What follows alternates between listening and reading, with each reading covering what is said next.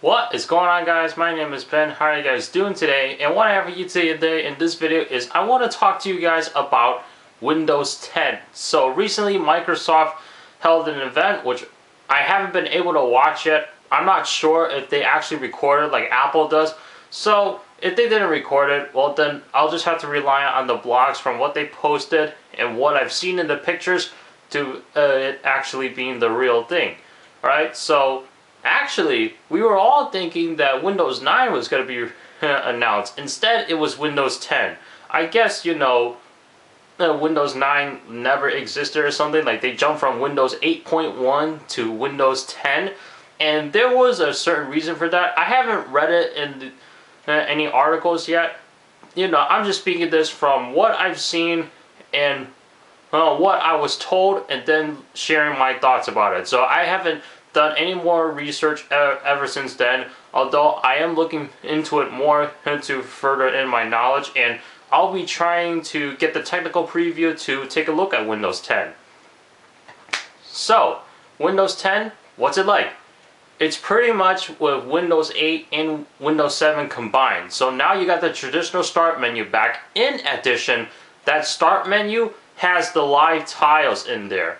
Alright, so Windows 7, there was no such thing as tiles. You just got the traditional start menu that you were used to from, I believe Windows XP. Not sure about 98 or 95 or Millennia Edition. Like, I didn't use those, except XP, I have used that. And that kind of start menu has been going around until Windows 8. Windows 8 had that, mobile operating system start screen look.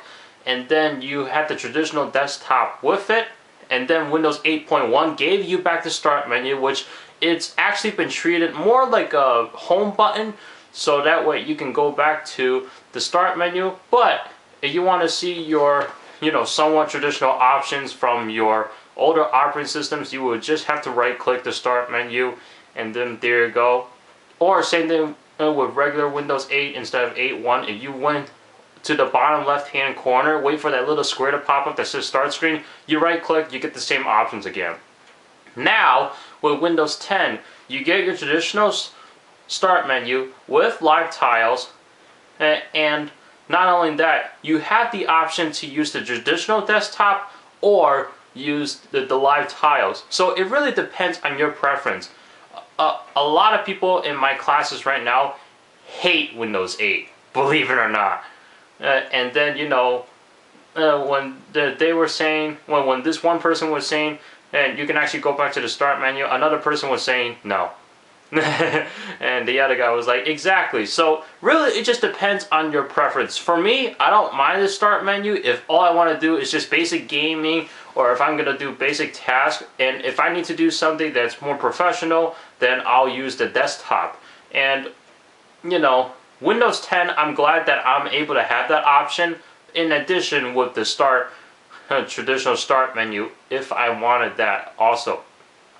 Alright, and Microsoft has also talked about other features like Snap-in or something.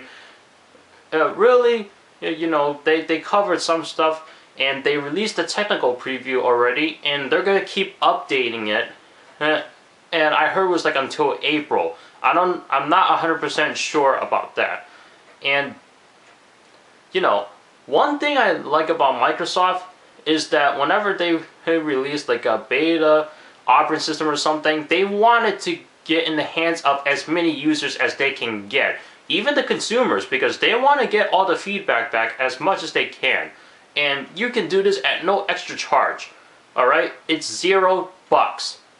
Whereas compared to Apple, you need to have a developer account from what I understand, and that developer account gives you all the toolkits in order to create your own apps, but also test out beta operating systems before they're officially released, such as, beta version of OS 10 Yosemite, or beta version of iOS 8, or iOS operating systems, or OS 10 operating systems in general. Microsoft, do it all completely free.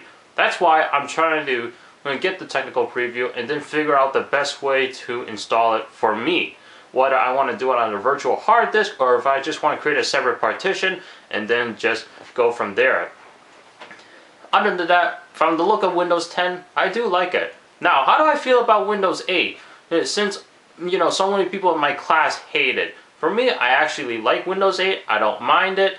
And Windows 8.1 just makes it, puts it a step further and, a little bit better. Because I don't have to touch the search button in order to get to my apps anymore. I just click that bottom arrow, get to my apps, and that's about it. So for those of you guys that have heard about Windows 10 and have read on about it, what do you guys think? Go ahead and leave your thoughts in the comments below. And are you actually trying out the technical preview right now? Me, I'm gonna download it and I'm gonna try it out for myself. So that's it. Thank you so much for watching. I'll see you in the next one. Take care.